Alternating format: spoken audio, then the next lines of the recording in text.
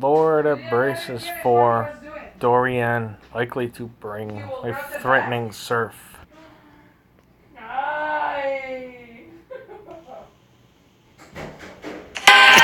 All right, we're tracking Hurricane Dorian, which now looks like it could make a landfall as, at the very least, a major hurricane, which is Category 3 or stronger, maybe even a Category 4. And since Hurricane Andrew in 1992, which made landfall near Miami. So there it is. It is going to make its way through the northern Bahamas as well. So we got to watch for big impact there, including storm surge, heavy flooding, and of course strong winds.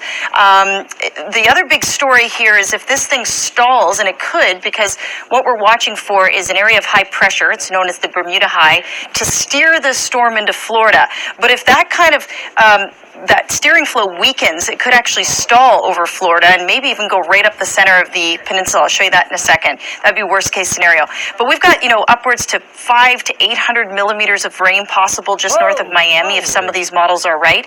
Here's that stall scenario that I'm talking about. So it comes in over the Bahamas, major hurricane, landfall just north of Miami potentially, and then scrapes up the center of the peninsula of Florida into the Carolinas. By next Thursday or Friday, we are still talking about a dissipating tropical storm in the Carolinas. So a big story, something we have to really watch for. Devastating storm surge is possible. In fact, storm surge is the #1 killer when it comes to hurricanes. So this is the cone of uncertainty from the National Hurricane Center. You can see it brings it on shore as a Category 3 storm. This would be early Monday morning. We're talking about pre-dawn hours. So if it comes on shore as a Cat 3, it could be anywhere within that cone of uncertainty. We can't really isolate exactly where that's going to come on shore. So stay tuned to the Weather Network. Uncertainty with storm intensity.